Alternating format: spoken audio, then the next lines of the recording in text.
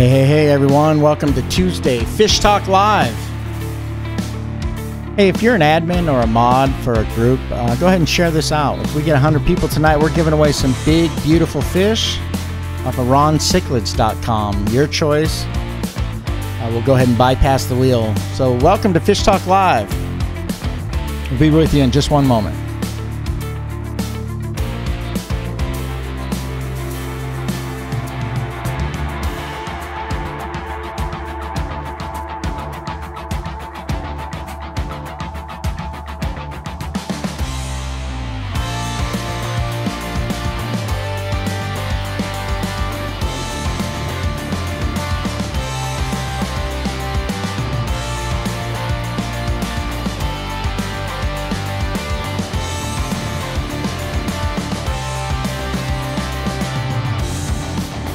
Hey everyone, welcome to FishTalk Live.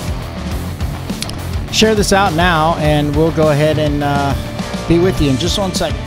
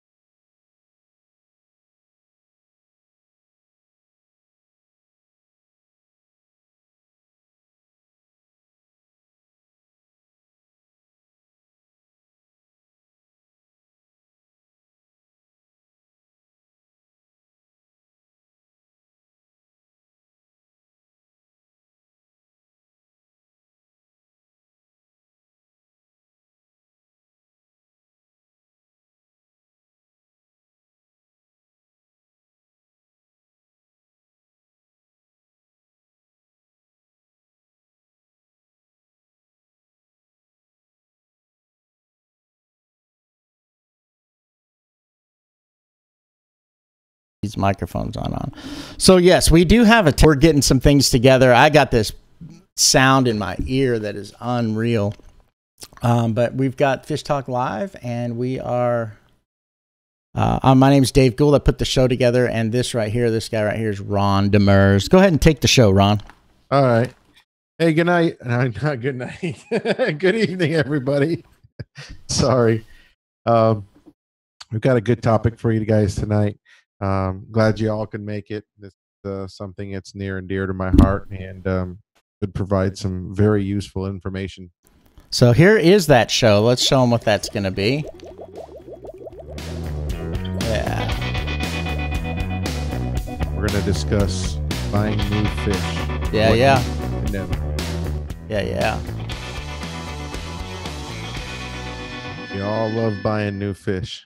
Oh yeah, I was thinking about that today. I was like, they talk about the habits, and I was thinking about what an addiction is. So the definition of an addiction is this: you willingly know that you're going to compromise your house, your job, or your family, and you do it anyway, right? That's the definition of, like, if you're in chemical dependency or whatever, they'd say, or gambling or whatever. So you can do that with fish too, right? Like, it's all here, you're holding this like dolphin more. Pull up the chat. Let's see who's going on. Who's on with us right now? I don't have anything in front of me. Mark Rolls, James Miller, Jeff Russ, Charlie, Robert. Yeah. Gary, Joe. Yeah. Saw Lori on there somewhere. Gary, and then there's my boy Chad. I saw Gigi in there earlier. Yeah. Good to fish. Yeah. So, hey, everyone, this is like we're going into the 4th month of doing the show. Everything's been going wonderful as far as, a few minor hiccups with technology, like for right now, what I'm dealing with in my ears. But for the most part, Ron has done an exceptional job. So I just want to take the moment and just say good job, Ron, for... Thank you. If you all don't know me, but I'm pretty much a taskmaster. I'm a creative. And so usually when a creative has an idea in their head, they are just bastards until it comes out. So, I've been helping Ron and this has been a learning curve for him for the last 4 months. I think he's been doing an awesome job. These last few episodes have been really solid, Ron, getting all the information out there. There's a lot to learn, it's one of those things that you're the master behind it. And I'm learning as fast as I can. And I think I'm keeping up pretty good. Yeah. I just fixed my audio problem. Yes. Can we get some thumbs up for that? It stresses me out so much. I mean, I'm sure you can tell if there's ever a time where Dave's rattling, he's stressed out. All right, cool. So you're going to talk to us about buying fish, what we need to know, and all of that. Should be fun. Yes, I'm looking forward to it. Yeah. As a few people asked me last few days, what's the topic about? And you had made the banner, and I just kind of kept sharing that, and they were excited already. Yeah. So rather than run off a big list, not every show do you have to hear the big list. The big list is like, hey, we've got Instagram, and there's this, and there's that. Go over here, click this, do this, turn yourself around, do the hokey pokey. So instead of doing that, we will probably just do what's fun. I don't think there's, out of all of this stuff, right, after what we're looking at right here, Ron, out of all of it, there's not a whole lot here that we have to say. I think there's 2 things. Why don't you tell us about these 2 sponsors for the show? 2 of our sponsors that we have right now are Wind Rider Creations. They're in the process of changing their name. They've donated a $500 custom-made wet-dry filter that very soon we're going to go ahead and get it all looking nice, the banner and the post, and we're gonna start with that. The other sponsor, great sponsor, been with us for well over a month now. Great guys, James and Jeff over at 88 Tank Supply. Yeah, if you guys are looking for rocks, these are your guys. I think last week they started carrying Holy Rock, and they got some of the most beautiful rock that comes from Japan and other places that you guys could ask for. So plus the guys are just really cool guys, Jeffrey and Steve, or excuse me, James Smith. Just really cool guys, and what makes them cool is the same reason why I like you, Ron, is that they're all about taking care of people. Like, yeah, we got cool rocks, but let's make this experience great. Their shipping is amazing, and they're always looking for ways to take care of people, particularly in our group, and for the show. So I've got some in my tank. Ron's got some in his, and I love mine. It's awesome. Oh yeah. I've got a beautiful dragon rock behind me in this tank, and then in my show tank I have that black Sorejo. That's a beautiful rock. Yeah. I love the Dragonstone. Yeah, so let's go ahead and give these guys a hashtag too. Hashtag I love ADA. Come on, they're awesome people, and just want to thank you for being the sponsors. The other one that's on here, Ron, I think we need to talk about just because it is a very cool thing, and that is our good friend, Mr. Weiser, with New England Cichlid Association. So let me tell you about that real quick. New England Cichlid Association is an association based in Connecticut where it has approximately 200 members nationwide. This year, they're the host club for the ACA, which is the American Cichlid Association Convention, which is going to be held in Cromwell, Connecticut, July 18th and through the 22nd. They got a bunch of speakers. They've got a huge 4,000 square foot vendor room. They've got cichlid tank competition, Saturday night banquet.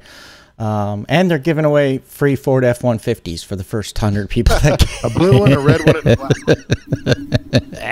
one. If you've been watching the show since number one, I always say something crazy about the Ford F-150. Apparently he loves Ford F-150. I do love Ford, though. I really do. All right. So that's pretty much all we need to do. You guys know there's a bunch of really killer groups out there for Ron's Cichlids, Ron Demers Facebook groups, the official Facebook groups.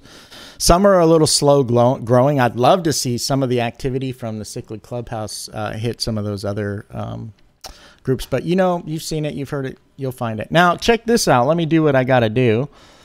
This is the other one that's really important. So I'm going to just show you. Oh, no, I'm not going to show you. Anyway, so let me do what I have to do. Say something for about 30 seconds, Ron.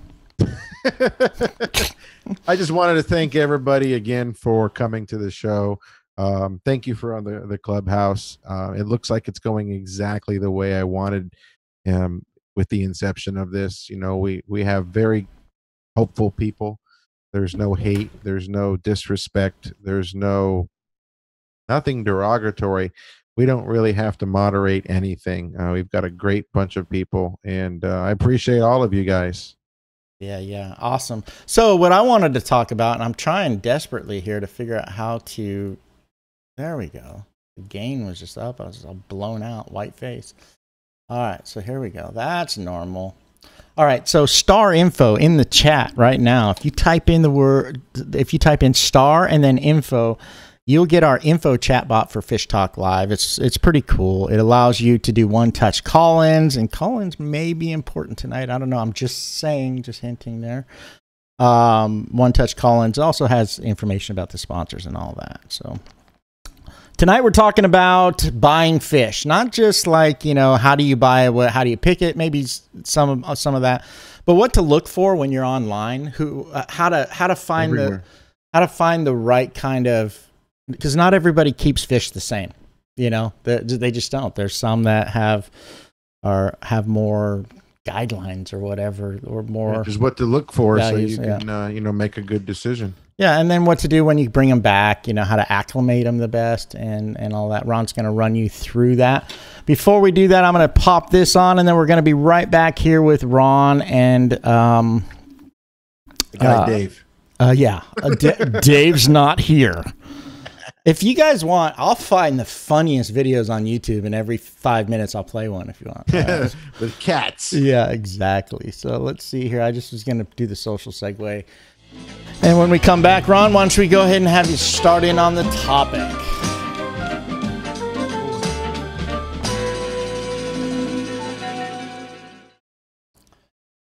Right. Floor's all yours, buddy. Floor's all mine. Yes, all right. Sir. Well, hello again, everybody. Tonight we're going to discuss, as I mentioned and Dave mentioned, how to buy new fish. So some things we're going to talk about is, you know, where to buy fish, what you're looking for when you're buying fish, how to choose correct species or sizes, you know, how to choose online retailers and shipping methods, and also we'll wrap it up with how to acclimate them properly.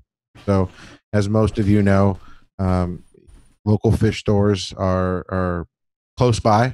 They sell fish.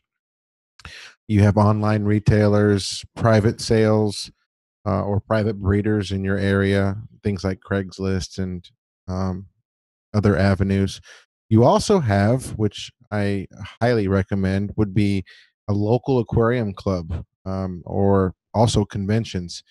You can get a lot of useful information and meet some great people and belong to an organization that can help better your knowledge as well, and meet new friends. So one of the important things is, what are you looking for? What to look for, so to speak, when you're buying a new fish. You need to do some research, and compatibility is going to be very, very important. So do some research on the fish types that you're interested in before you go to your local fish store or before you start looking online. You need to kind of know what type of fish that you're getting. A lot of places, such as your local fish stores, don't have a knowledgeable staff to answer these compatibility questions. Um, you may be lucky and find a few that do, but the reality is most of these are young people that are just hourly employees. They don't know much about it. Not their fault. Um, Try to find someone that's very knowledgeable and takes the time to answer your questions, and that's going to be key for compatibility. And also remember, no matter how bad you want to buy a fish, no one's forcing you to buy it. So if you don't like the help that you're getting, or the fish doesn't look right when you're at the store, just don't make the purchase. Um, the main thing, which I consider the most important, is the health of the fish. So let's just say that we're at the local fish store, and what you need to look for is you need to sit there and look at the tank for a few minutes. Let's say you walk by a tank with yellow labs and you're like, oh, yeah, I read that that's compatible. Sit there and look at the tank for a few minutes. Observe the fish. See if you can spot any issues right away that would tell you the fish are in good health or not. You should be looking for things like clamped fins, where their fins are just laying up against their body, breathing heavy. If they're staying near the top or the bottom of the tank, that's a red flag. Look for things like cloudy eyes, or missing scales, or fungus, or sores, anything that's obvious. Look for that stuff. And if you see that, you can assume that other fish in the tank may not be in good shape. And no matter how bad you want that fish, you should probably move on to another tank or a different facility. Um, if it doesn't look like it's in perfect health or good enough health, just leave it alone. Do yourself a favor. The worst thing that could happen is you could knowingly or even unknowingly bring home a fish that has an illness, and spread it to everybody else in the tank. You also may want to be. You may also want to ask the store owner, or if you're doing a private sale, if you meet somebody and you're buying fish and you go to their house or some facility, um, you're more than welcome to ask them, hey, can you feed the fish for me? So ask them to feed them. And if you look in the tank and some of them aren't eating, or they're not acting real hungry, that should be a red flag to you as well, that there may be something going on. That's a really good point there, Ron. I never thought about that before. Like, hey, can you feed them? If they want your business, they will. The pet store employee is going to say, well, we're not supposed to do that. They don't really care if you buy something or not. They're an hourly employee. So regardless if you buy something or not, they still get a paycheck. Yeah. But very, very long time ago, when I was buying fish from a pet store, that's what if I had a question and the fish just didn't scream, I'm healthy, I'd ask that. And they usually would accommodate. Yeah. So so I'm reading the chat too, Ron. So we don't want to be bashing local fish stores. This is not anywhere. I never heard Ron say anything like that. I noticed the chat's kind of full of it. Yeah, a lot of pet stores suck. Walmart, you don't really want to buy fish from there, and some of the big box chains are just what do you call it? They're shoveling fish out the door, right? That's what they care about. But there are some great local fish stores out there across the country. The really mom and pop ones are the ones that you're really looking for, because the chain stores that are in every single city, every single state, they don't care about the quality of fish that they're getting. I know how it works. I worked for one back when I was in the Navy. It's all about pretty. What catches your eye? When you're a customer, you walk in the store, something catches your eye, you want it, you buy it. Care about anything else? It's not meaning as a bad thing. I'm just saying they don't care about the fish. They care about the dollars. A local mom and pop shop will care about you. They will care about fish, and they will take the time to answer questions from you. And for every 5 or 10 chain stores, there's at least one good mom and pop store. You just got to look them out. Find them. I like Carrie Faith Cruz comment. Oh, I knew I was going to miss it. Where'd it go? Golly. Oh, here she says, I work for a big box, and you'd be surprised at how hard my associates try to educate themselves. I'm sure they do.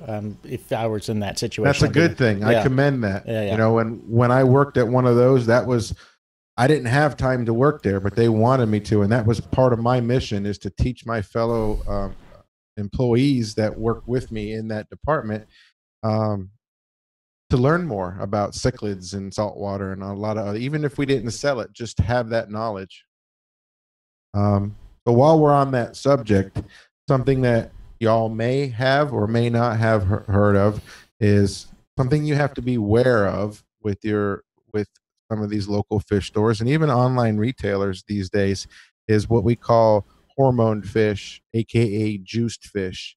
A lot of these big pet store chains deal with these imported fish. They come from Asia, Thailand, and they're real fish. So talk about what that is. So something is put into the water or their food, and what does it do? Yeah, they're fed hormones. Yeah, and these hormones will make a female look like a male. They will get elongated fins, very premature colors. You may find a 1.5-inch peacock or a hap with full colors at your local fish store. That would be one of these big chain stores, and you love it. You fall in love with it, and you buy it, and you bring it home, and then a month or 2 months later, it turns gray, and it's a female. You want it? You want to hear a crazy juiced one? This just happened to me a few weeks ago. So I lost one Kenyan. I've been keeping several of them. So I was at the store, and I saw these fish, and they were juiced Kenyis. If you ever seen any juiced fish, they look weird. But a juiced Kenyi is really weird because Kenyis are blue when they're babies. And so their full color as a male is gold. So it was like these blue with gold all around them. And yeah, I don't know. I did pick one up. I don't know if it's going to be a female or a male, but it doesn't have a clue what it's going to be. I don't know what it's going to be. I don't really care because like I lost both the female and the male that I had, a few months ago. I was like, I'll throw it in the grow out tank. No big deal. But yeah, it's a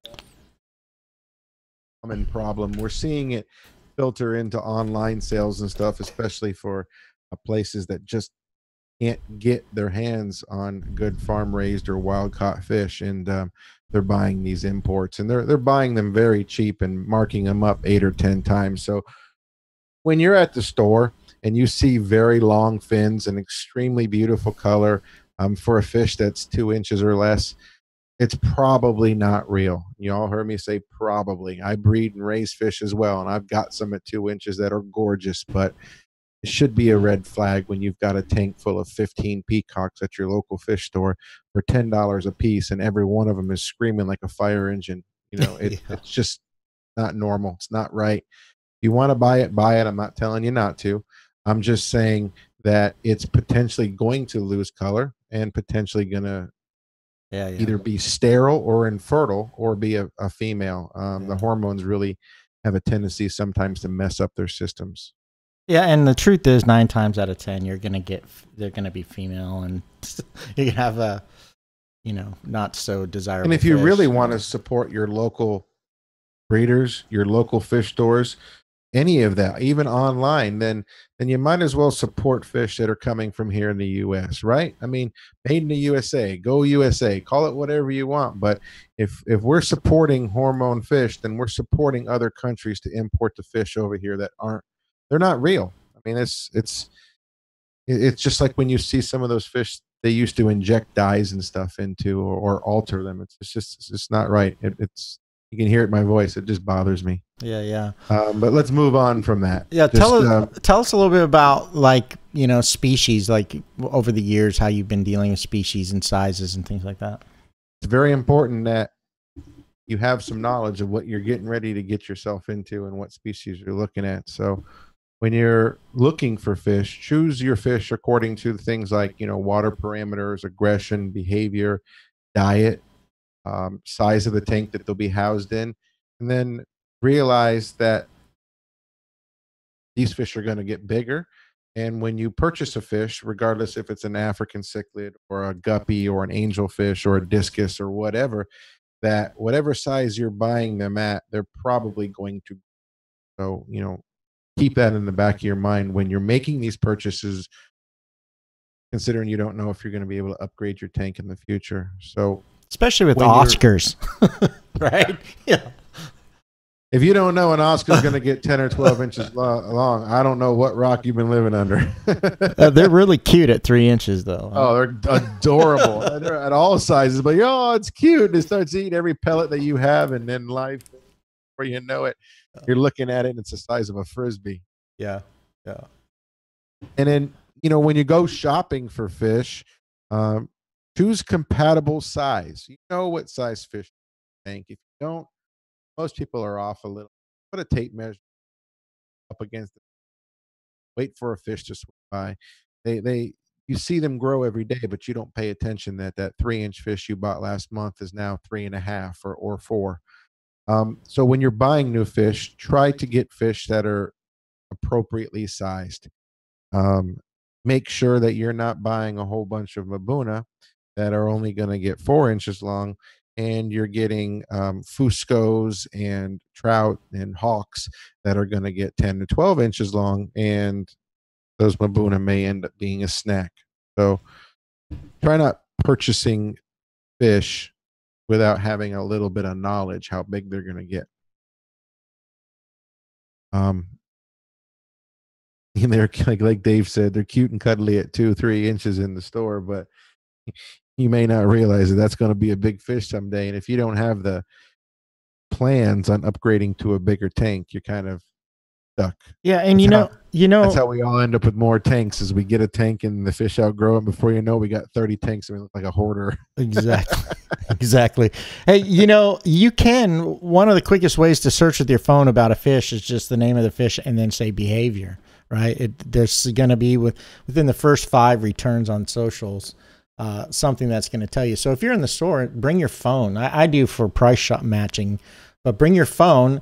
You find a fish. You can even post a fish to get an ID off the group. I would imagine, fast enough by the time you get out of the store, the way the group's been going lately. I've gotten messages and texts before. Hey, I'm in the fish store. Should I buy this? Yeah, exactly. Well, how much is it? Yeah. And then last but not least, basically in that subject is try to get fish that all require the same diet. Not a good idea to have a whole bunch of fish that all have different diets. They all have different needs. Try to get your mix for that.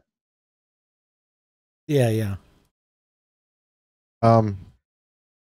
These days, as you guys have seen, where we're migrating to is there's a lot more online retailers. So here's some things that you should look for, so to speak. The first thing you want to do, and a lot of you guys have done it, and I see it every day, is you want to go do some research, and you want to find a very reputable retailer to deal with. It doesn't take very long on social media, Facebook groups, to throw out some posts. You guys see them all the time. Hey, where do I buy fish from? And start keeping track of that. Maybe come up with like 5 places that you really want to do business with, and there's a reason for that. You want that reputation. The selection of the fish is very important. Don't get me wrong, but the retailer's quality, their customer service, their reputation, and their support is what you really want to know. I mean, that's what's really important. I mean, I know the retailer has what you need and you have the money, but there's no reason why there can't be somewhat of a relationship, and there's no reason why everybody can't be friendly and one person help the other. I mean, I wish all business. It is what it is. But with today's social media and all of the forums, you should have no problem finding, let's say, a top 5 for online retailers. And part of that is, Ron, as you know, I'm just adding to it a little bit, is there are breeders that are online that present their their company as if they've been in business as long as someone like Ron has, but really they haven't. They've been doing it for a few years, and there's just this learning curve in the whole thing.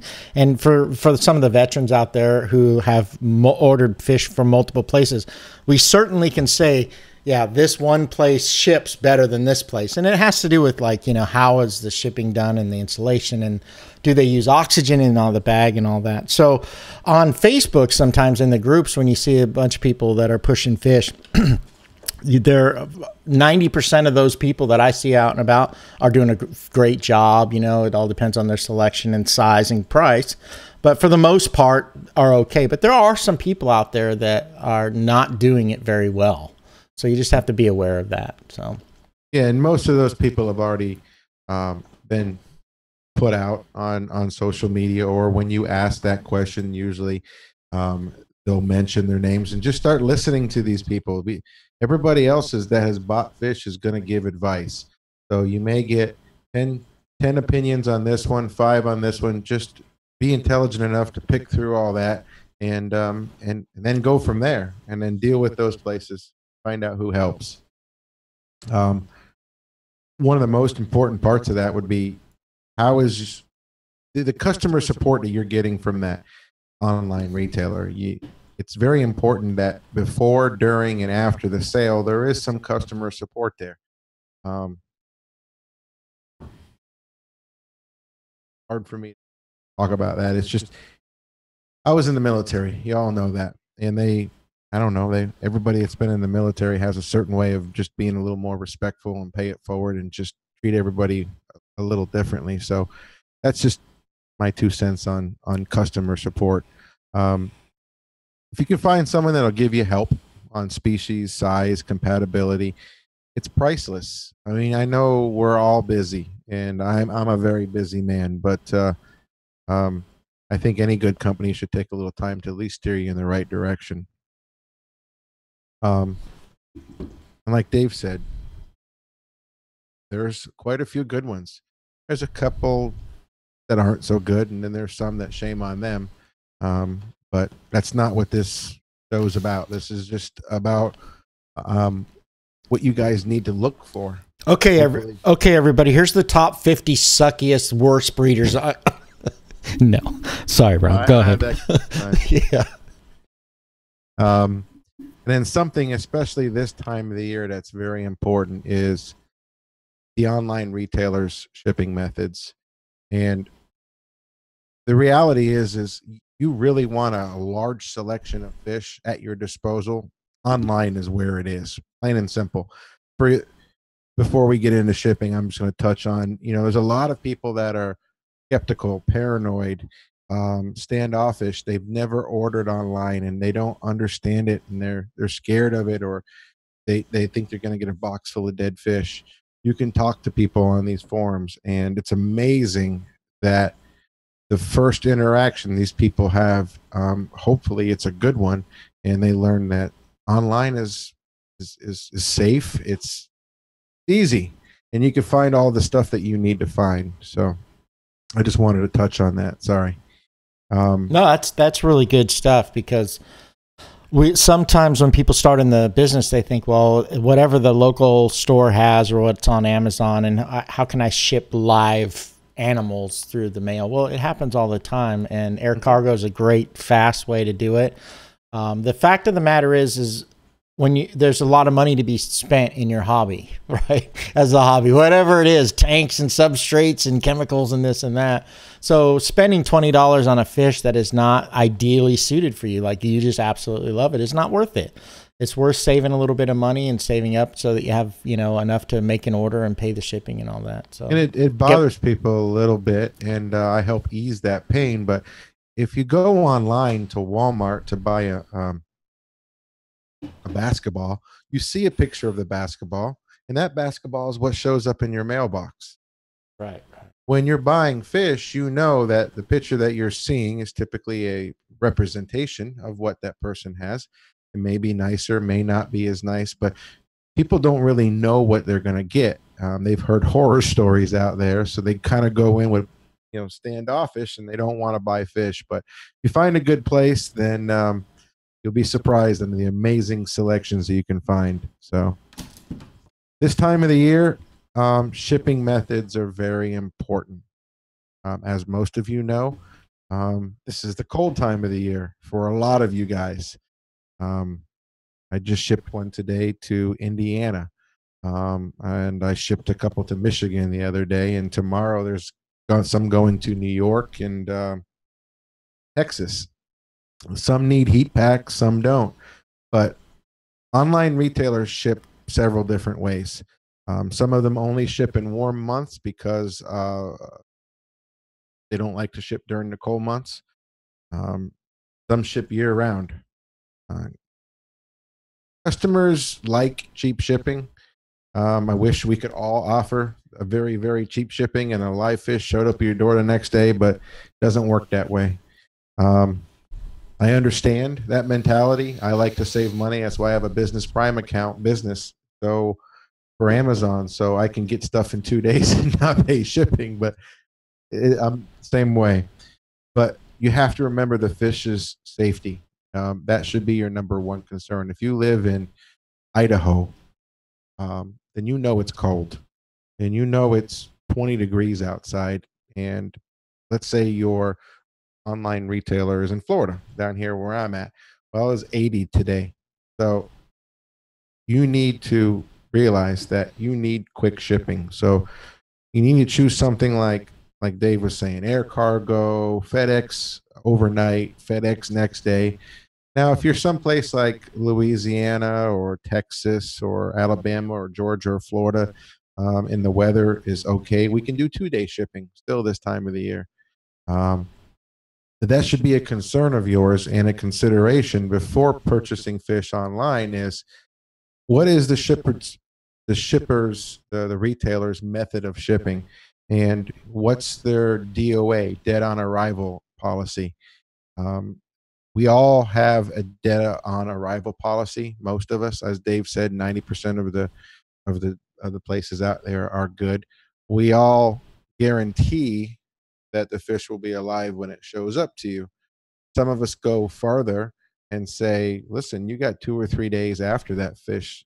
You know, if the fishes contract something or something happens to the fish in a couple of days, let me know. We'll work something out. But we as retailers can't guarantee the compatibility that once you put that fish in your tank, another fish doesn't beat the crap out of it. So we can only guarantee it to your doorstep, and then it shows up alive. But when you're looking for shipping options and new retailers online, try to look for some things like unboxing videos or video testimonials, and see how they pack and ship fish. It's important. Make sure they're using the right materials to safely ship your box, fish boxes, heat packs, things like that. So great retailers will have a pretty good rapport online, and all of that stuff like video testimonials and stuff will be out there. I can guarantee, no matter who you're searching for, if you do a Google search, there should be that info for you, either on YouTube or one of those outlets. The unfortunate part of anything, regardless if you go to the store to buy a fish or you buy online, is sometimes the fish will perish in transit. I may lose one out of 150, 200. It happens for whatever reason. They just didn't like being put in a bag. But how that retailer deals with you in that situation is what sets apart the good, the great, and the not so great, as Dave mentioned, is how that customer support falls in the line there. So you could take a gamble with cheap shipping, but it's been proven to be more of a headache than it's worth. I'm not 100% against Postal Service. I use them for food, but I won't ship fish that way. Anybody who's watched my shipping video knows I won't ship that fish that way. I've shipped a lot of fish, and so let's talk a little bit about what the fish goes through in shipping, and as a breeder, maybe you can explain a little bit of what you do to pack the fish and why it's important. Let's spend a few minutes on that, because to me, it's almost like a cause that I feel myself being drawn to, or like what I would like to do. What can Dave do to help people? I think educating people on the fact that, you know, shipping fish is, you know, I'll let you talk about it, but it's stressful and it can lead to, you know, sick fish. Absolutely. Yeah.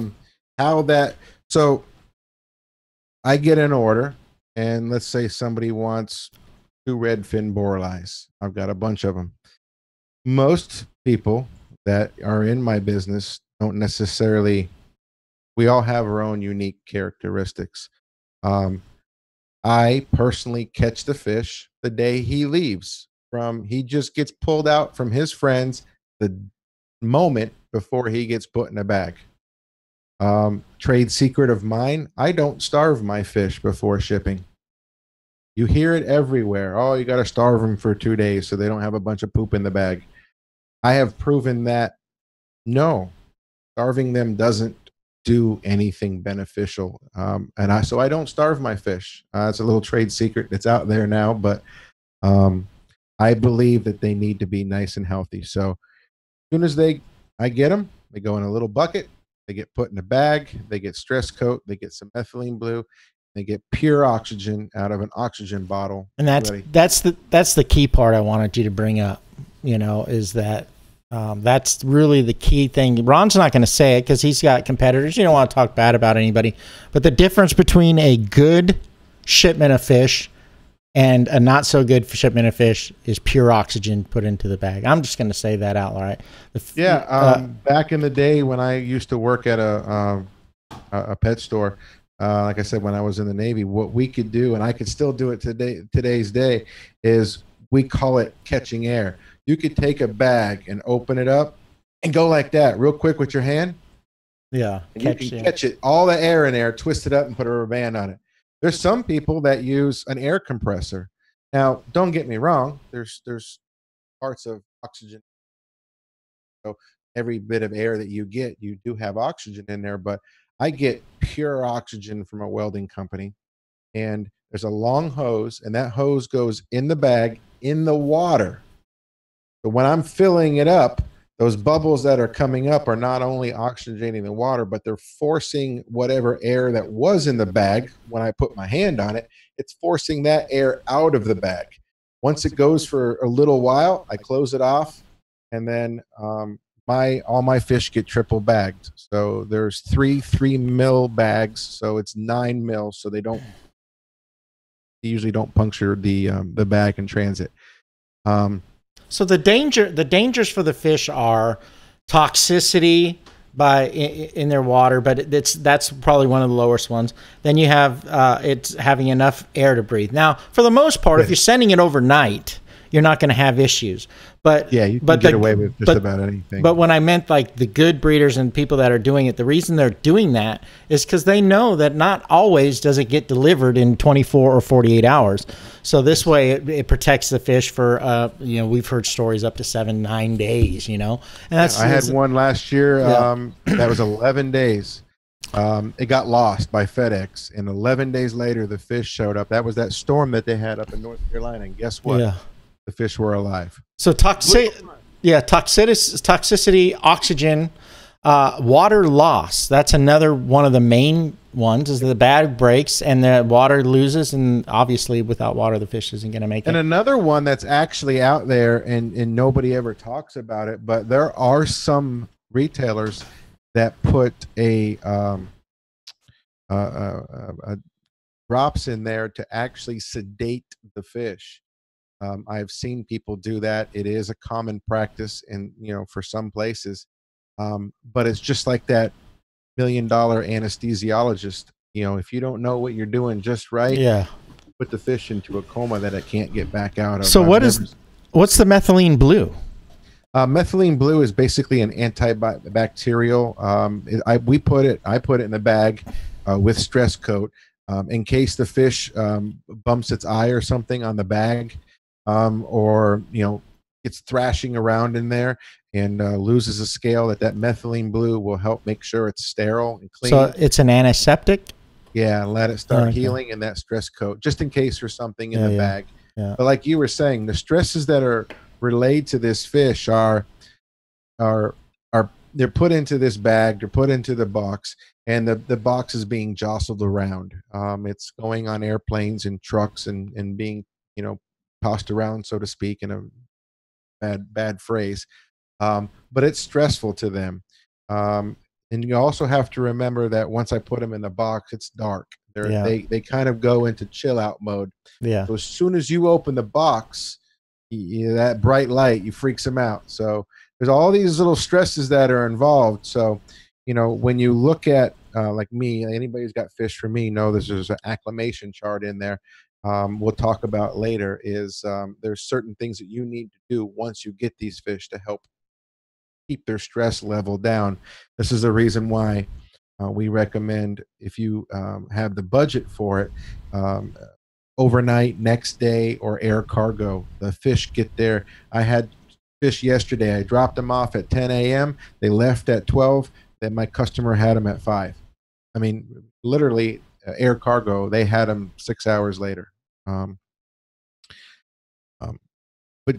when you're looking for an online retailer, find out what those options are. Realize the fish have a lot of stress. Yeah, I'm looking at a couple of the chat remarks. It's always funny what people say sometimes. Anyhow, so I just want to say that, this is Ron's way, that what he does. This is what he's learned over the last 26 years. Exactly. Everybody kind of does it differently. Some areas are gray. Some people might say, oh, it doesn't need pure oxygen, or you don't need methylene blue, or you need to have 2/3 water, or water ratios and all this kind of stuff. This is what Ron does. He knows that it works, and that's why he's sharing it with you, because it's the reason why I've done it. Proven. I've run the numbers, and I've seen the good, bad, and the ugly, and I know that it may be overkill, but I like where my odds are with the overkill method. Yeah. I'd rather. I honestly I would much rather receive a big box of live fish than dead fish, personally. I don't want to say anything. I won't say anything more. Some of you know me, but it's a horrible thing. You let's say you just made your first online purchase, and the person you bought from you thought was good, and then you get a box of fish that it's not insulated, or the bags are loose, or the bags have leaked, or the fish are completely dead. You'll hear me say somewhere along the line here, you don't go buy a Ferrari and then go look around town for the cheapest gas.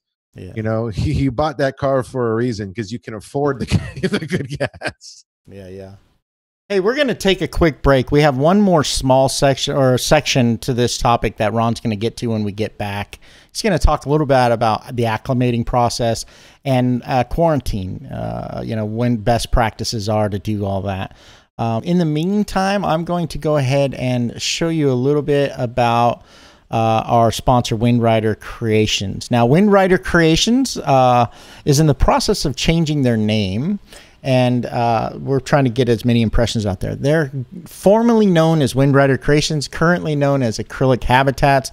I'm fortunate enough to be able to be working on their website right now and getting some new stuff up for them. They're an awesome company. Just wanted to do this. So this is a new website that's coming. That looks good. Yeah. I wonder who did that. I don't know.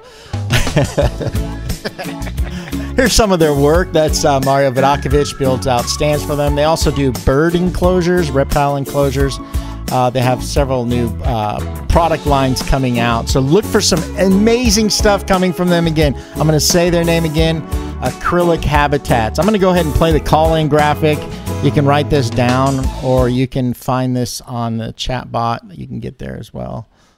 No music. Let's listen to some music with this. Boom, boom, boom. There we go. So write this down if you want to call in, and we'll take some messages. Actually, call-ins are going to be fun tonight.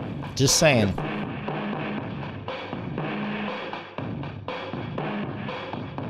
All right, our chat moderators also have this information. So let's go ahead and move on.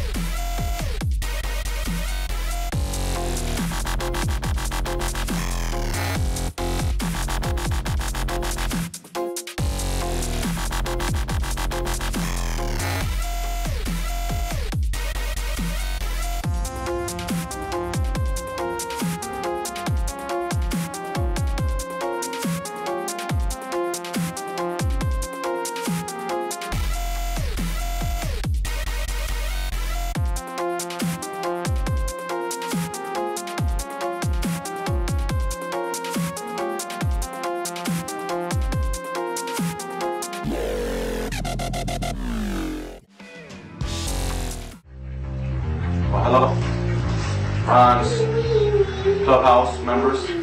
I received my Fish Talk Live prize today in the mail. 4-pack of sponge filters, as well as, you know, I ordered Ron Cichlid food too as well. And my boys go crazy for this. I've been feeding them this for the past few months, switched over. And behind me is my 125 African cichlid tank, majority haps and a few peacocks. And here's my wonderful son, Nayel. He loves the fish too as well. Say hi, Nayel. Say hi. Thank you very much, Ron, for the prize. We love it. And the food, the Africans love it as well. Thanks again.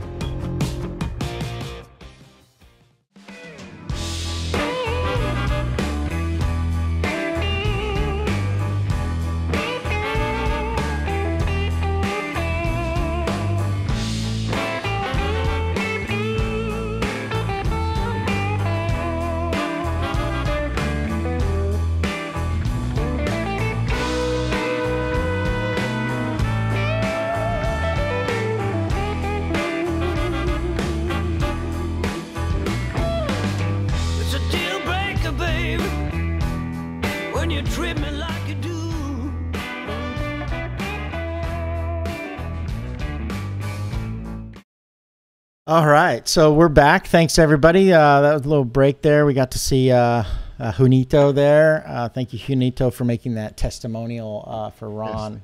That's super awesome. So we're almost done. We've been talking about what you need to know when you're buying new fish. We talked about species and making sure that your tanks can handle the species you got, food and diet, what to look for.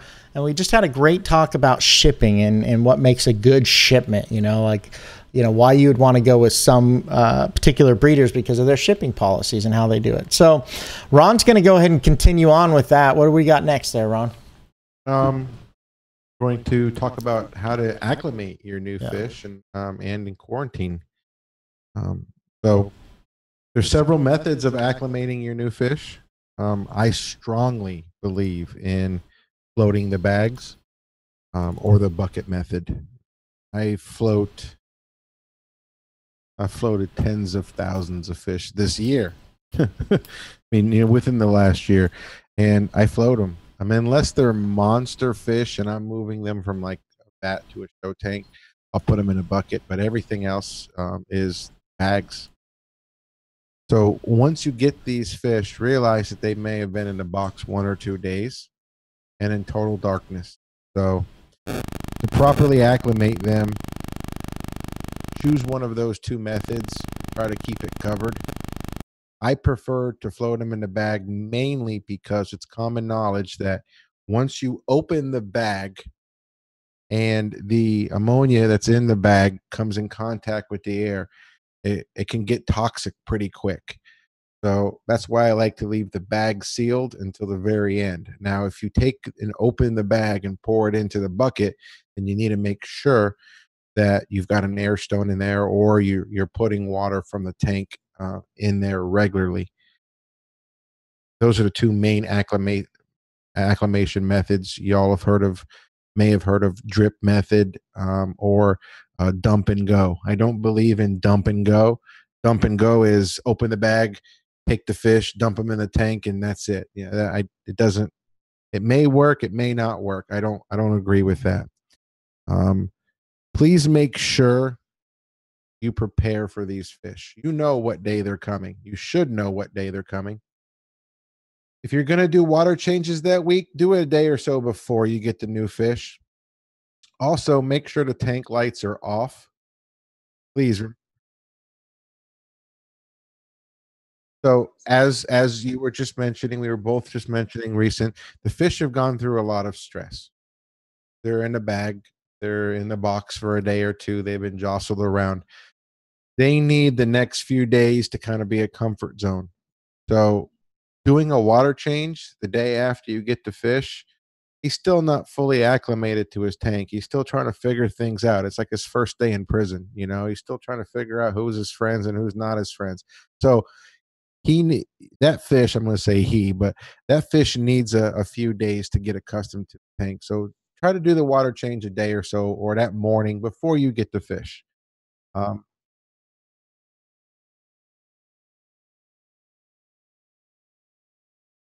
Just to stress.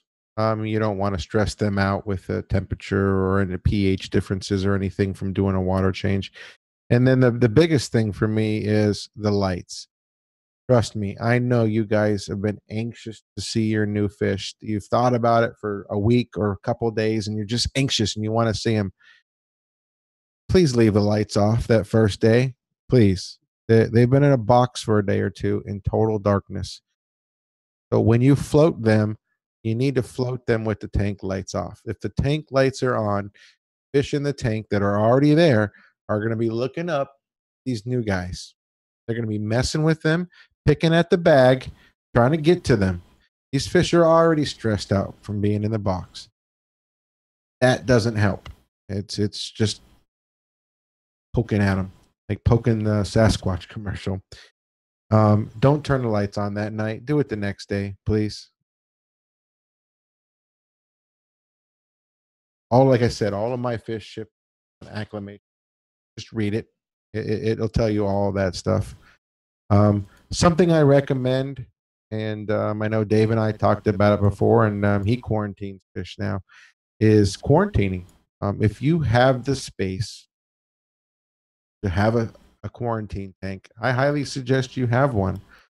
Am I saying it's absolutely necessary?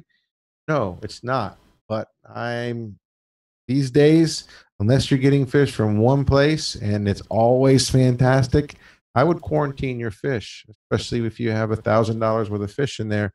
One $20 fish could wreak havoc on the entire tank. So have a dedicated tank that's ample size, meaning if you've got a 125-gallon tank and you're buying 4 or 5-inch fish, don't make the quarantine tank a 10 or 20-gallon tank. Minimum 40-gallon breeder. Make sure it's large enough, probably going to just cause even more issues. They're not meant to be in a tank that size. So while you're quarantining fish, you don't need to medicate them unless something pops up. Quarantine means you're just observing the fish in a separate location for about 2 weeks. During this time, you're going to pay attention to things like their appetite, their fins, their behavior, their health, their poop, which is part of their health, things like that. If after two weeks or so, you don't see any issues and they're all very hungry and they're all nice and healthy, there's no issues, there's no cloudy eyes, no sunken bellies, no issues, then you can transition them to the show tank. You can use the bucket method and just take those fish out of quarantine, put them in a bucket, and then just take water out of your tank every 10 minutes or so and keep filling the bucket up until the water temperature is the same. For any of you that don't have one, I would highly suggest you get a laser thermometer. You can go on Amazon and get them for 15 to 18 bucks. They're a little handheld. Don't have little handheld with a laser beam, and there's a digital readout. You just point it in the water, hit the button, look at it, and tells you what the temperature is. They're cheap, great to go tank, bucket, tank, bucket, tank, bucket. Okay, same temperature. I can let them go now. Also remember, when you have a quarantine tank or a hospital tank, have a dedicated fish net for those tanks. Do not use those nets for anything else. Those nets are dedicated to those tanks, because if there is something wrong with a fish in a quarantine tank and you take and you scoop out that fish with that net and then you use that net in your main tank, you're just cross-contaminating. So if you see an issue with the fish while it's in quarantine, that's the time that you can address the situation. If you need to medicate, or if you need to treat, or if you need to quarantine them even longer, at least they're in an environment where it's not going to affect the rest of the tank. that's basically what I have for you guys tonight. If you guys have some questions, we'll try to answer them. But tonight's show is basically, in a nutshell, where to get fish from, what to look for when you're buying new fish, which I think is really important, and maybe a lot of people don't consider that, is you really need to pay attention to the fish. If online you really can't, but if you're going to a private breeder or a store or an auction or a convention or anything like that, pay attention to what you're looking at, and don't buy it if you don't like it. Also, how we chose species and sizes. Keep in mind these things may get big, so plan accordingly.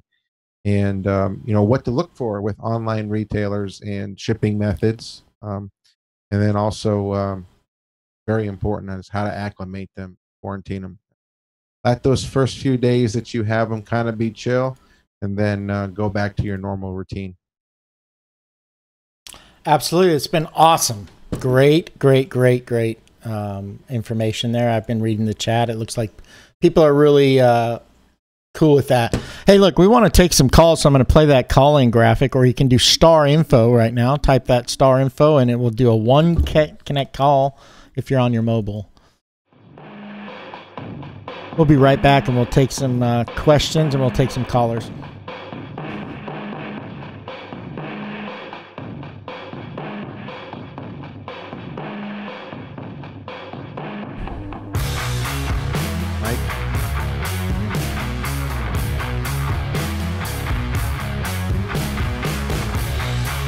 All right. Okay. All right. So one of the questions that I saw was about venting fish. Is there a color of a light or a food dye? How you can sex your fish that are hard to vent? For me, I've got several ways to vent. One is I put on my glasses and get them a nice bright light, which the Florida sunshine. It's venting isn't guaranteed. You have to also look at things like fins and attitude of the fish and the way it behaves. We've got special ways of sexing fish. I also have a 16-year-old son. His name is Hunter, and he is probably one of the smartest, if not the smartest, 16-year-olds that know about African cichlids there are. He tell you all the species, the types. If I tell him to go outside and get me a 3.5-inch yellow blaze, he'll bring me a 3.5-inch yellow blaze. Yeah, I use his 16-year-old eyes. He can vent a fish from a mile away. He's even better at it than I am. So I think the answer is no. There's not a light or a food color that you can add to that. So venting, you just need a real good light, and you need some maybe cheater glasses. Experience, will help. Yeah. All that, and it's not stuff. A guarantee. It's all right. So got another question here, which is a good one. He says, when you move from quarantine to main tank, acclimate them again to your main tank. The chances that both of your tanks are in the house and are already the same temperature are really good. So the reality is probably don't need to acclimate them very long. If we're moving fish within the house, no, we don't have to. The tanks all in the house are 80 degrees no matter where I go. All my water parameters are the same. So that may be the same situation for you, Noel. Yeah. I had this weird thought about venting fish. So when I'm at the Mexican restaurant, right, it's all dark and I'm trying to read this dark menu. I grab my phone with the light, and then you can even zoom up on small text. So, maybe you can get good at holding the fish with one hand and the phone with the other hand and use the zoom. Take a picture of it. Zoom in. Take a picture. That way you're not all in that mode there. Hey, we're not getting a whole lot of questions, but we do. Another good one there from Charlie. Okay, go ahead, and then we'll take the caller. So what's a good number of fish to add to an established tank? That is a good question. In the size of the fish. So I get asked this question a lot, and I think adding new fish should be quantities of 4 or more. You don't 1 or 2, they always get singled out. So a question I get asked a lot. All right. So, and especially with fish that are like the Mbuna, they're very territorial. They like their rocks and things like that. So when you add one fish, you'll notice with Mbuna that all the other Mbuna will come and check out that fish. You know, what's up with that fish? What are they doing? What do they smell like? What do they look like? What do they taste like? Hey! So when you add multiple fish, you kind of are adding a distraction to the other places. So like, you know, maybe they'll be like, oh, there's a new fish. Let me go get that one. Wait, there's a new fish. So anyhow, let's bring in the caller. Hey, caller, you are now on Fish Talk Live. I just unmuted you. What's your name and your location? Hey, this is Jordan Simmons. I'm from Kentucky. Nice, hey, George, Jordan. how are you tonight? Doing well. Been watching the show. It's a good show tonight. Thank you. You have a question for Ron this evening? Absolutely. So Ron, one question I had is, so I've got a few, probably about inch and a half juveniles that I'm hoping to grow out and put into a larger tank. About how big should I grow those out? Currently, my larger tank has about 5 to 6 inch fish in it. What size tank are the juveniles in right now? Right now, I have them in a 40-gallon. And you're trying to grow them out to put into the big tank? Correct. You're going to need those fish in the 40 to grow faster than normal. You're going to need to feed them probably 3 to 5 times a day. And I would be doing water changes every 2 or 3 days, because if not, both sets of fish are going to kind of grow at the same pace. And by the time those guys are big enough to go in the big tank, your big fish have already gotten an extra 2 or 3 inches longer. Yeah. Absolutely. So I was also hearing, like, when did you want to transfer them? Probably, 2.5 to 3 inches minimum. So depends on the species. Yeah. Peacocks, I would say let them get a little bit bigger. Haps, I would say, within an inch, you're okay. But peacocks are a little bit more passive. I would try to make sure the peacocks were around the same size or a little bit bigger. There's no one solid answer for that. It just depends on the species, the tank size, the other fish in there. I try not to put them too grossly different, but I can get away with putting 3-inch fish with 6-inch fish as long as my fish don't look at them as food. The 3-inch fish is non-threatening, so they don't even pay attention to them. So. Yeah, so 2.5 to 3 inches for sure. Anything smaller, they can. I mean, it all depends. I got a little teeny fish right now in a tank with a bunch of bigger fish, and he just like does his thing. They just they don't even look at him. And what species was this, George? So yeah, it's Jordan, but yeah, it's a giraffe cichlid. So I've got quite a few haps on my bigger tank. So okay, the Venustus will handle himself pretty good. Real quick. Yeah. So, yeah. You power feed him and water change for a month, and he's good to go. That's what I'm saying, Ron. I've been feeding your food, and I mean they're growing like crazy. So absolutely. Yeah. Water changes every 2 days in power feeding, and they grow quick. That's I've been doing water changes about every 5, and I've been feeding twice a day on them. So yeah. Nice, awesome, Jordan. We appreciate you calling in. Thanks for calling in. Thank you. So we want to, hey, before you go, we want to give you a $10 gift card for Ron Cichlids. So what we want you to do, Jordan, is just go to Ron Cichlids' page and send Ron your email address, and we'll get you set up for a $10 gift card. Okay. Awesome. Thank you guys very much. Yep. Have a good night. Thanks for calling in. You as well, sir. Bye-bye. Thank you. How about we take the next caller? Caller, you're on Fish Talk Live with Mr. Ron Demers. Who is this? This is Ronnie. Hey, Ronnie. Where are you calling from? What's going on, man? Portsmouth High. Where? Portsmouth, Ohio. Oh, Ohio. Nice. Ohio. Awesome. Welcome to the show. Thank you, man. Thank you. I just had a question there. I've got a couple frontoses. I bought them off a breeder there up towards Akron. It's been about 9-10 days ago. And one of them's eating good, but the other one's not eating too good. I've got them in a quarantine tank by themselves. I've pretty much done everything you're supposed to do, but I just wondered if you had any suggestions. What size tank are they in? 46 bow front. What size tank did they come from? Yeah, they was in a 125. Okay. What was, so the things that you have to pay attention to is what size tank they were coming from, what size tank they went into, what were they eating. Sometimes they don't want to transition to new feed as well, especially frontosis. So two things that you can do. One is don't feed them for 2 days. So everybody that's listening, listen.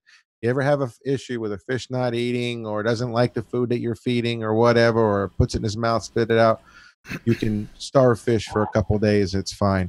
So something you should have in the freezer on hand, and a lot of people have heard me say this, is mysis shrimp. MYSIS. There's something about that fat and that protein and that smell. It's probably one of the best proteins out there. If you put some of that in a tank and he still doesn't eat, there's something really going on with him, plain and simple. That usually will be the key to get their appetite back. And then if they get spoiled on it, you can mix a little bit of it in your pellet food where that flavor is on there. But frozen foods could be that difference to get them to eat again.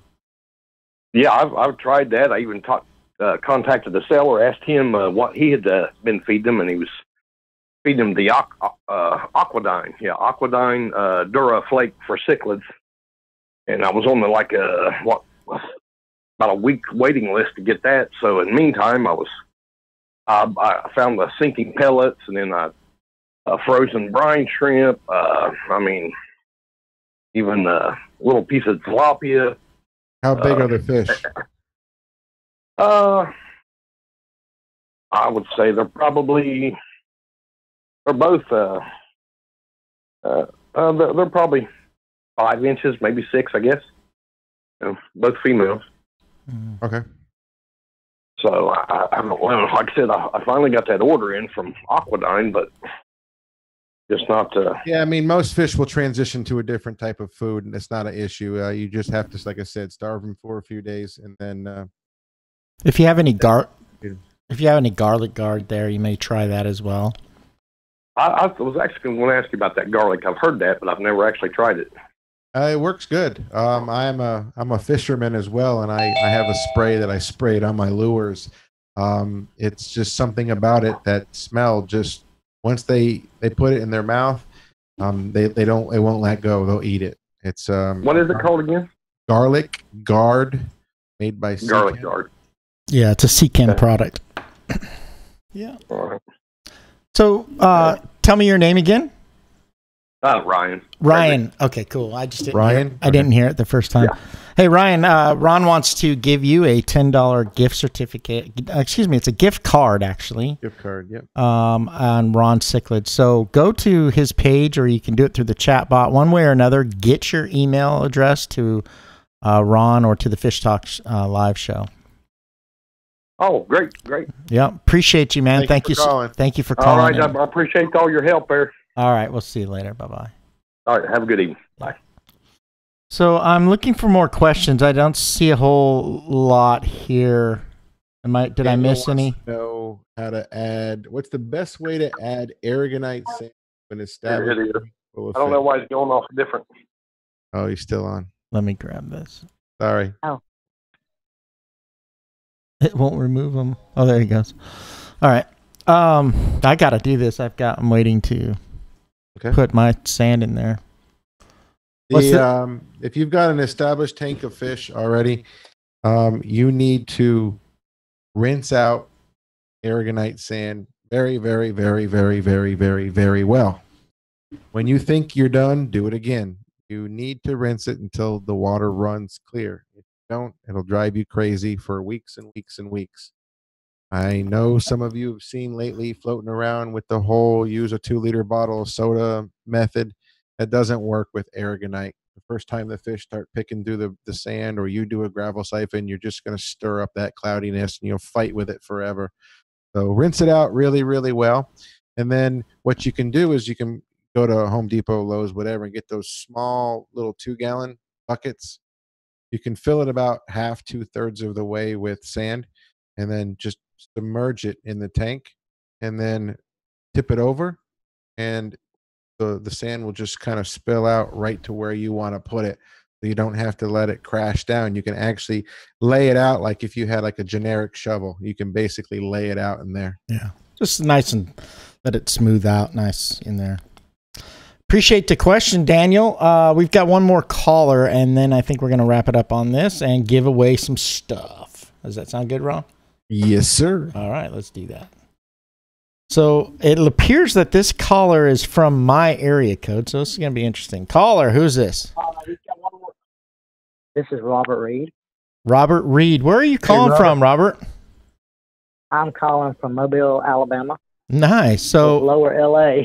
So I'm in Fairhope, and that's where the show's being broadcast from, Fairhope, Alabama. Oh, cool. Yeah. Isn't that crazy? Ron's actually in Palm Beach, but teleconference is in there. So we really appreciate you calling in. Do you have a question for tonight? Yes. Go ahead. My question is at what size right now I'm feeding my cichlids a 1 millimeter pellet. At what size fish would you go from a 2 or a 3 millimeter pellet? Great question. For me, the way I size it is 1 millimeter, 2 millimeter, like my juvie size food, is for fish 1, 2, 3 inches. Then the next step up would be they make a 3 millimeter, a 4 millimeter, a 5.5, a 6, a 7.5. You need to keep it a little bit on the smaller of the side. People think that your fish want a big meal. They don't. It's better for them to eat small little meals. So I would say from 1.5 to 2.5, 3 inches is for 1 and 2 millimeter. And then from 3 to 6 is 1.5 to 3 millimeter. And then from like 6 inches and up should be primarily 2 to 6 millimeter. Awesome. So I'm like right on the verge of switching from a 1 millimeter to a 2 millimeter. Because I have some 3. You really don't need to go from like a 1 to a 2. I mean, there's not as big of a. I mean, I make hundreds of pounds of food a week. The difference between 1 and 2 millimeter is almost you can't see the difference. I mean, you could You just I would leave him on the 1 a little bit longer and then go to a mix that's maybe 2 to 3, like a mixture of both. I mean, there's no real reason to have a fish locked on to one size pellet. Okay, cool. Thank you for calling.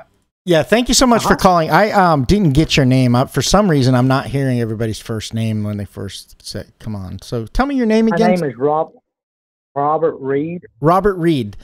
We really appreciate you calling in, Robert. We'd like to give you a $10 gift card that you can use on roncichlids.com to either purchase fish or if you were looking for food or whatnot.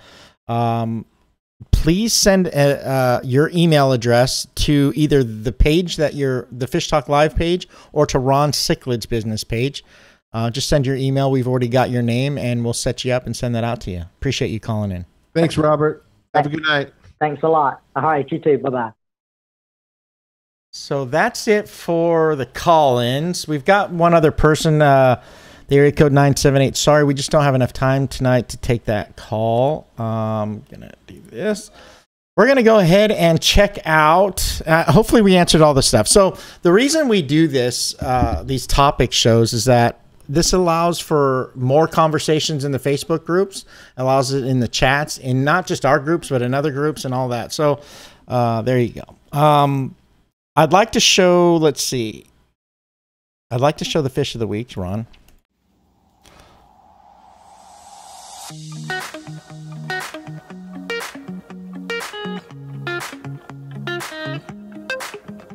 All right.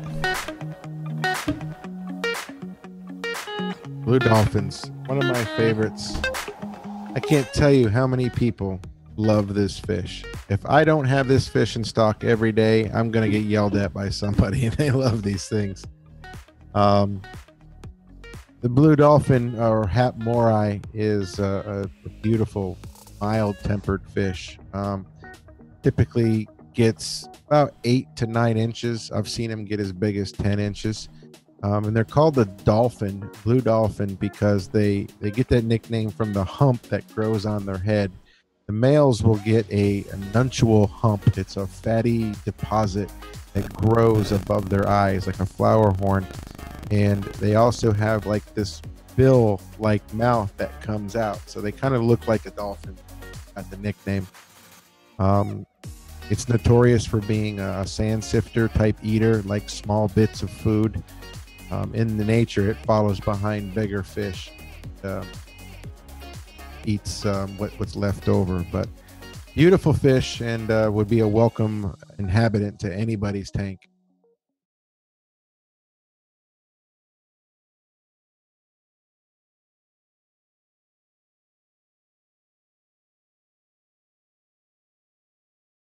Yep, they're about 28 to 30 bucks. Yeah.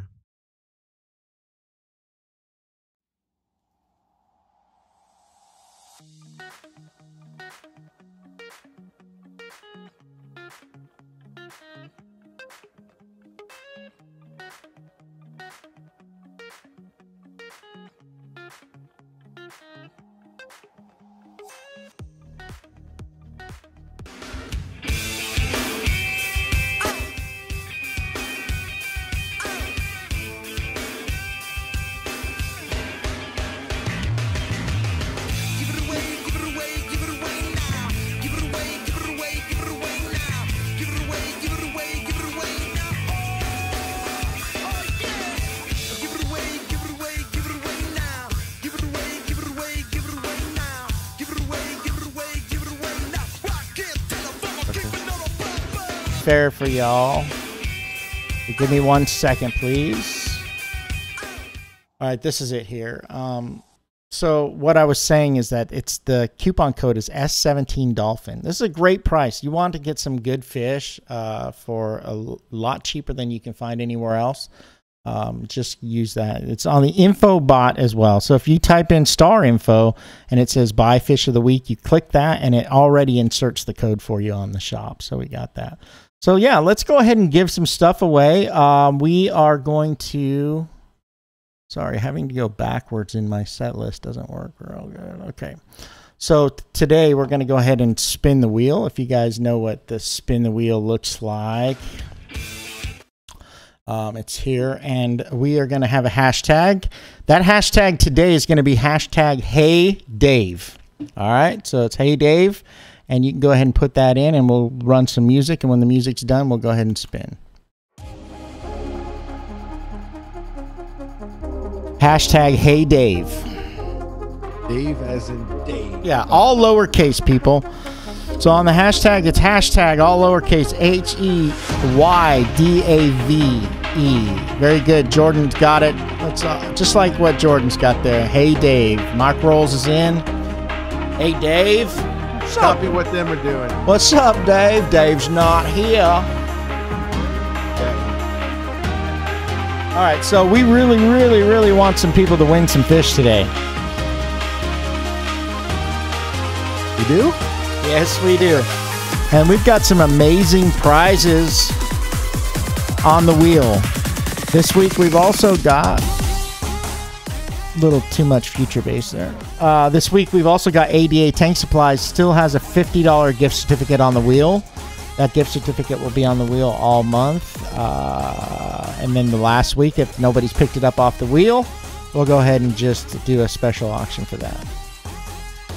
Hey, Dave. Hashtag. Hashtag, hey, Dave. Your hashtag stupid. Hashtag. All right. Hashtag, like, do. Okay, never mind. All right, so we got to go to the Woo Picker. That should be long enough. We're closing it up, people. All right, so here's our software for picking stuff here. Okay. So I have to refresh these posts. Gotta sign in.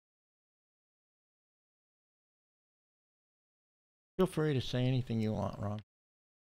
Okay. If you guys have any other questions that I didn't get to tonight, or you want answered, or my topic has spawned some other questions in your head, reach out to me and I'll do my best to answer them. Hey, check this out. So you're looking here. That's our live show, the very top post, and it shows how many reactions. It also shows how many comments. Let's go ahead and give one away for the reactions. There's only 67 people have given any kind of reaction. But first, we're going to go ahead and pick that hashtag. Let's see here. I'm sitting there clicking the video. That doesn't work. You got to click the actual web page, Dave. There we go. All right. So I always have to just let this go through, and it will do this. And the first person is not the winner. I'm clearing it. Okay, so now it's cleared. All right, so here we go. Hashtag Hey Dave. Didn't we talk about it was gonna have HAY? That one didn't work. Sorry. When you told me earlier, I thought it was heyday, like heyday. You know, not Hey Dave. Hey Dave. Last week was I Love Ron or whatever kind of fruity stuff we had. This week it's Hey Dave. Pick a winner. So the winner. Show Dave some love. Yeah, Dave needs some love. Yeah, there we go. All right, so the winner is me, Mr. Donnie Burlington. Is there a Donnie Burlington? Yeah, out there. Donnie Burlington. Okay, so you're the winner for our first spin the wheel. So we're going to go ahead and spin the wheel for Mr. Donnie Burlington. And here's the beautiful wheel that we have. And let me bring this over. Here it is right here. Okay. So normally we pick a color and then we pick a number. So pick a color, Ron. I'm feeling red tonight. Which one? The bottom red or the top red? Go the top red. And what number? What number on the clock? 6. 6? Okay, so we'll bring this red into the 6th position right here. And good luck, Donnie. This is for all the money in the world. And the F-150. And the F-150. Whatever you need, you let me know. All right, come on, big winner. Come on. And it is 1/2 pound of food. Congratulations, Donnie. We will... Thanks, buddy. Yeah, we'll go ahead and so we need you to contact Ron Cichlids' page or the Fish Talk Live page, one of those two. You just contact it and we'll get you straightened out. So let's keep giving some stuff away. Let's not slow down here. Let's go ahead and go back to this picker. And there we are. We've got Donnie, and we are going to, let's refresh the post because I said something and see if anybody had heard anything. You know what I mean? Like they picked up my hint. So I basically told you how we're going to do the next one. Come on here. Post right here. And I'm going to refresh these posts.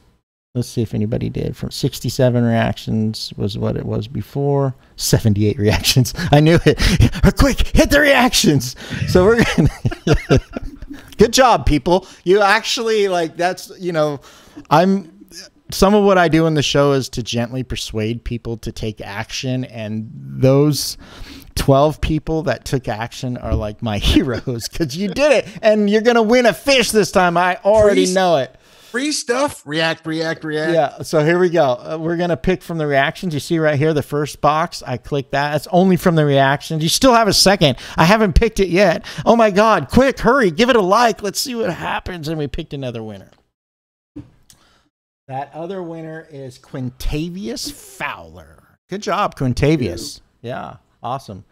So thank you for giving us a like. It shows you right there. So he liked Congrats, it my friend. right there. All right. So we're going to spin the wheel for Quintavious. And I'm going to pick these ones now. I'm going to pick purple. Then I'm going to pick that lavender color that's down there by 530. And I'm going to bring it up to number 12. So this bottom color, I'm going to bring that up, wind it up to number 12 because this is a free fish, bro. This is like logging on to Ron Cichlids and just picking out any old fish you want. Here we go. Best of luck to you.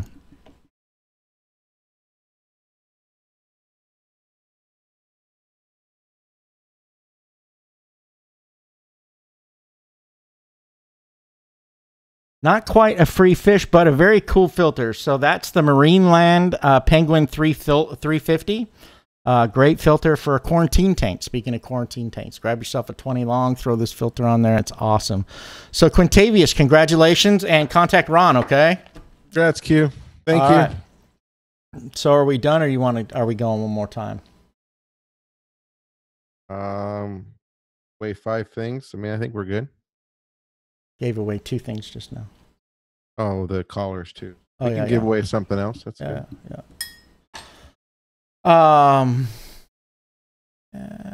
Let's save it for next week. I got something really cool on that, but I want to redo. So look forward to next week's show. Next week we're going through the prize wheel and taking some changes. So let me show you what was on the prize wheel. Let's just see here. Give me 1 second. Prize slider.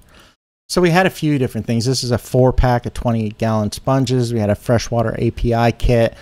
This was an Aquanet in-tank filter. There's the Penguin 350.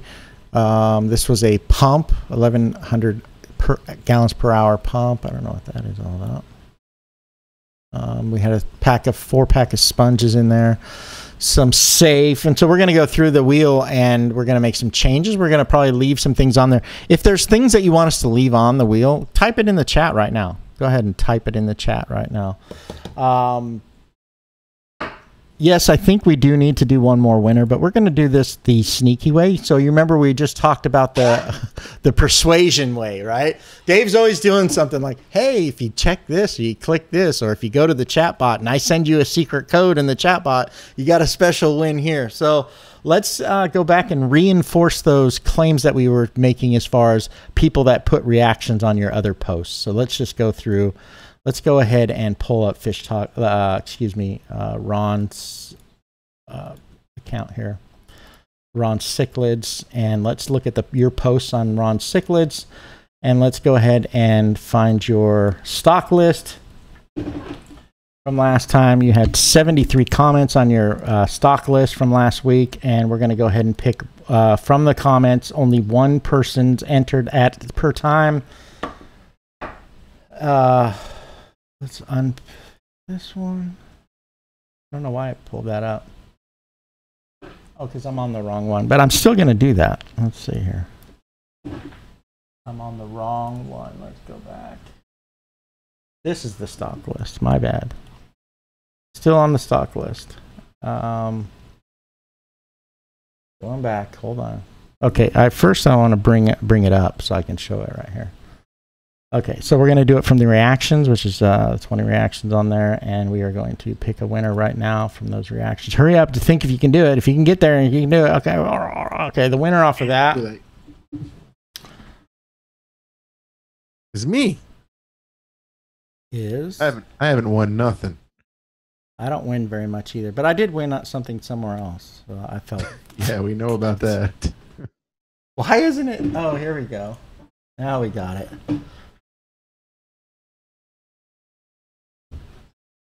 That's crazy. Did you share that into Fish Talk Live? Did you share that post to Fish Talk Live? Probably not. No.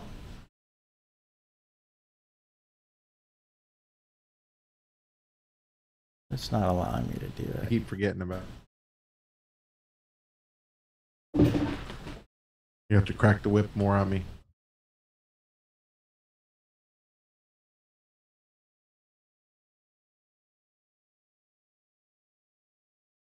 Of course, there's always some sort of glitch when it comes to something or other. Let me look at Fish Talk Live. It doesn't really matter. Yeah, I probably got like hundreds of people running around. Go to that post. You just gotta pick that post. Let's see. Your fish list needs to be on Fish Talk Live. I'm just looking at reactions and winners. So let's do. I really wanted it to be a Ron Cichlids one.